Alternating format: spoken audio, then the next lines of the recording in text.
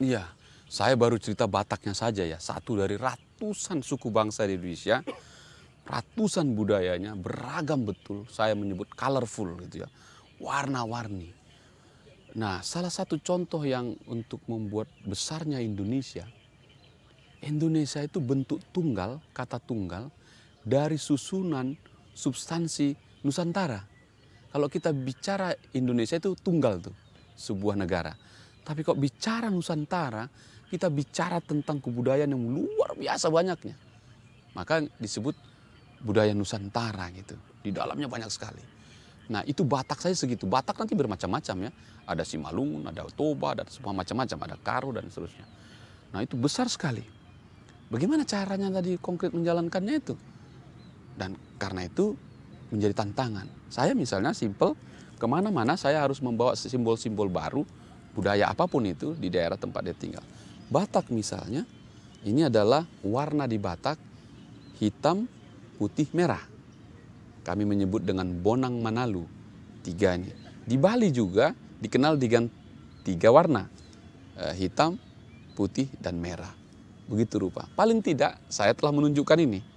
Kemana-mana saya bawa ulos, tetapi kalau saya datang ke satu daerah, misalnya saya kemarin pergi ke Purwokerto, ada batiknya di situ, saya membeli batiknya. Saya pergi ke Bali, saya menggunakannya.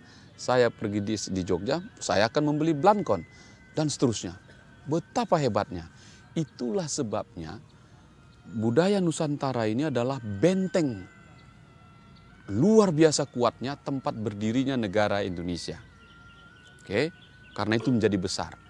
Itulah sebabnya juga saya kagum dan tidak kaget ketika pendiri negara membuat simbol burung Garuda. Oke, di kakinya itu memegang kata-kata Bhinneka Tunggal Ika yang menyadari bahwa budaya kita besar sekali, keberagaman. Sehingga pada suatu ketika tahun 2011 Presiden SBY pidato di UNESCO, dia mengatakan Indonesia adalah negara dengan benteng multikulturalisme terbesar di dunia. Kita itu. Nah dia udah pegang begini. Oke.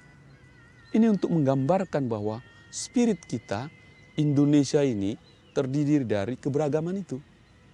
Dan yang paling unik dari simbol burung Garuda dengan seluruh ceritanya, dengan seluruh simbolisasinya, hanya Bhinneka Tunggal Ika lah yang dituliskan. Oke, dituliskan tentang keberagaman dan pengakuan. Karena itu menurut saya konstitusi yang tidak terlihat dalam rangka mendirikan negara, yaitu Bhinneka Tunggal Ika itu.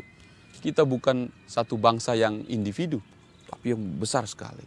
Dan itu harus kita wujudkan. Itu pula lah yang tadi saya bacakan pasal 32 pada kata kunci itu. Dan lihatlah kaki burung Garuda. Dia bukan sekedarnya begini. Kalau Anda lihat secara pelan, maka gambar itu, kakinya itu, jari-jarinya itu memegang Bhinneka Tunggal Ika itu penuh dengan energi. Kekuatan sempurna cengkeraman. Dia mau mengatakan gak akan lepas ini. Dan semua orang Indonesia, siapapun yang hidup di Indonesia, harus menyediakan waktunya 10%, energinya 10%, itu minimal ya. Dan penghasilannya 10% merawat Bhinneka Tunggal Ika itu. Harus. Kalau tidak kita rawat, negeri ini bisa pecah. Nah, karena itu saya merawatnya dari sisi budaya Batak. Tentu sahabat-sahabat saya di Gorontalo, di Jawa, di Bali, merawatnya dengan versi dia. Dan ketika ini semuanya merawat budayanya, sesungguhnya kita sedang beramai-ramai merawat Nusantara itu, merawat keberagaman itu. Nah, tetapi tidak boleh sendiri-sendiri. Karena itu saya mengembangkan yang disebut cross culture. Ya, budaya yang cross gitu. Sebab kita bukan satu tinggal di daerah tertentu terisolir. Orang Batak ada di Jogja, orang Jawa ada di Batak, orang Bali ada di tempat lain, seterusnya begitu. Budayanya melekat pada dirinya. Jika seandainya orang Batak ada sekitar 10 kepala keluarga aja merantau ke Bulan, saya pastikan di Bulan mereka akan mendirikan budaya Bataknya. Jika ada 10 keluarga orang Bali bisa tinggal di sebuah planet, dia akan membawa budayanya. Sebab itu melekat di badannya. Karena itu di mana saja manusia hidup, ketemu dengan kelompoknya, dia akan berbudaya. Dan budaya itu sifatnya horizontal ke samping. Sedangkan ke atas ke Sang Pencipta. Yang diyakini, dipercaya setiap manusia yang tidak boleh diintervensi. Tapi budaya harus diintervensi sesama mereka supaya cross culture dia. Supaya saling mengisi, supaya saling mendukung.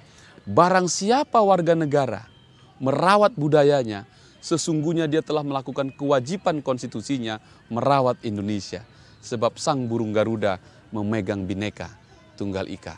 Saya masuk di situ.